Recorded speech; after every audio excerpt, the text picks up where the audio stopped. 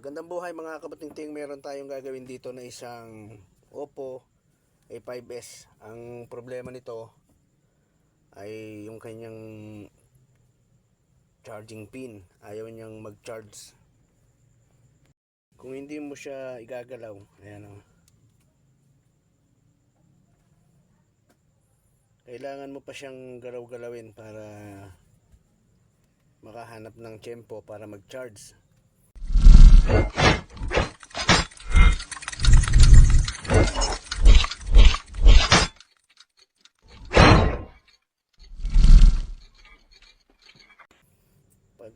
Kaya ang gagawin natin, magpapalit tayo ng ayan o. Ayan. Kailangan mo pang galawin yung itong charger para gumana siya. Kaya ang gagawin natin, papalit tayo ng charging board.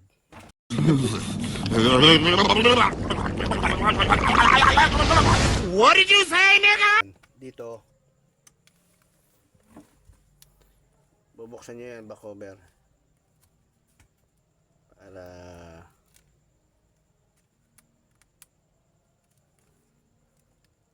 matanggal nyo yung tornilyo dun sa cover nung charging board nya, para ayan mga kabutingting, iangat natin. Ayan. Dito pag-aangat, huwag pa ganyan, pag ganito, kasi yung flex nitong fingerprint nandito. Ayan o. Wala kaming pakialam! Para hindi siya mahila. Ayan, iangat natin.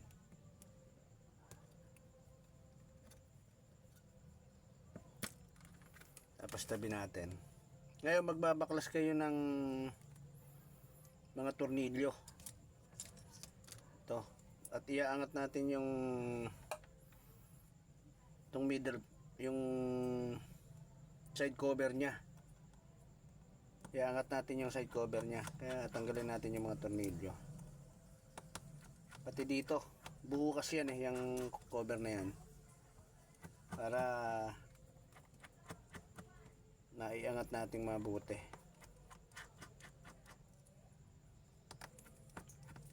Kaya tatanggalin natin lahat yung mga tornilyo.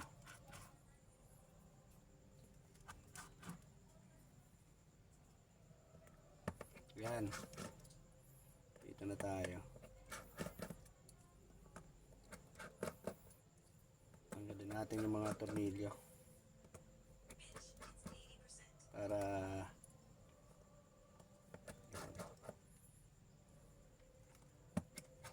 daming tornilyo to.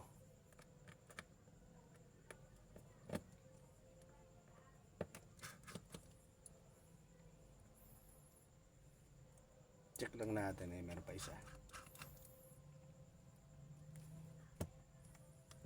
Yan, tanggal na rin to.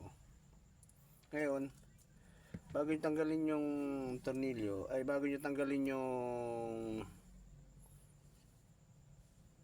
side cover nya, kailangan tanggalin nyo yung kanyang SIM tray. Ayan, tanggalin natin mga kabutingting yung kanyang SIM tray. Ayan. Ayan. Tapos dito, ayan.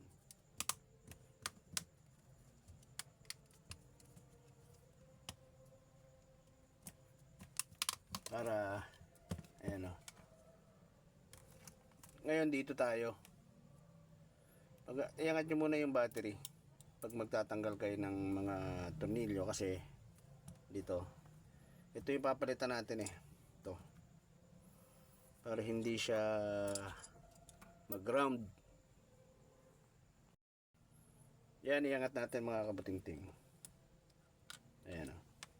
Ito yung kanyang charging board. Bali na repair na rin to Iangat nyo to. Ito. Ayan. Dito yun. Ayan. Ito yung papalitan natin, tanggalin natin. Ngayon, ito yung ipapalit natin. Ayan, oh. Parehas siya. Ayan. Ito. Ayan, oh.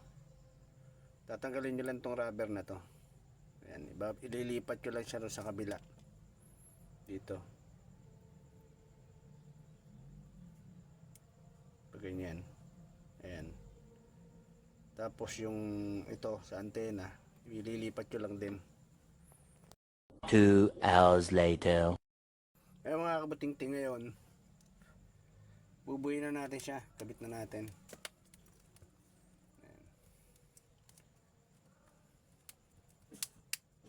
Ayan. Tapos kakabit na natin yung mga tornilyo na tinanggal natin kanina.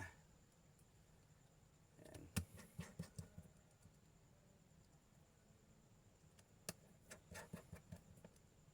Pagka naikabit natin to, bago natin ikabit yung back cover, pakikita ko sa inyo na nagcha-charge na siya. Pinunta natin dito ay charging board.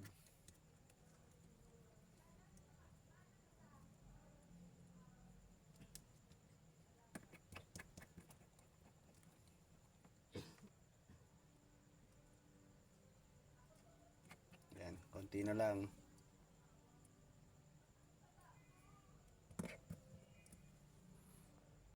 Ayan mga kabuting-ting, charge natin.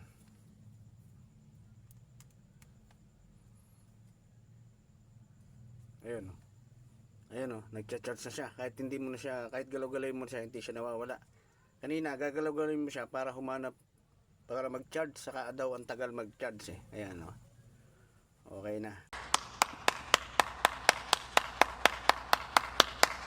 Kaya ngayon, ang gagawin natin, ipipix na natin siya. Lalagyan natin ng adhesive paikot. Tapos patutuyuin natin ng kalahating oras. Ayan. Para magamit na ang may-ari.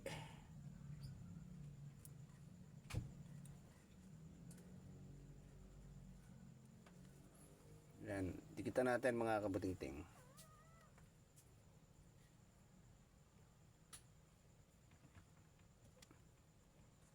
Paikot.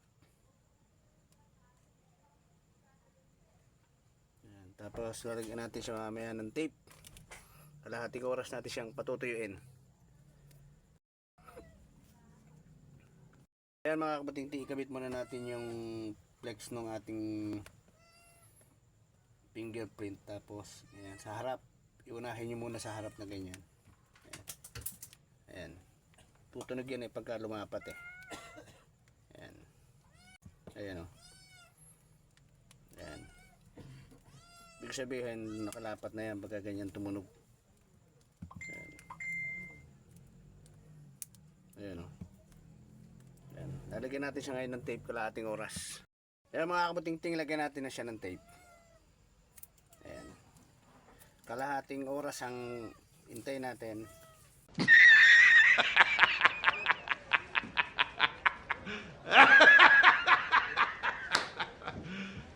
Para matuyo siya. At habang inaantay natin, i-charge na natin yan. Yan. Kalahating oras. Pero ito okay na to. 101%. Kasi napalitan na natin siya ng charging board eh. Ayan. Ayan. Ayan. Kaya mga kabuting-ting, oh. Okay na. Kahit galaw-galaw mo siya, hindi na siya namamatay. Okay na. Magagamit na ng may-ari. Ayan. Kahit isindi natin yan. Okay na yan. Ayan, oh.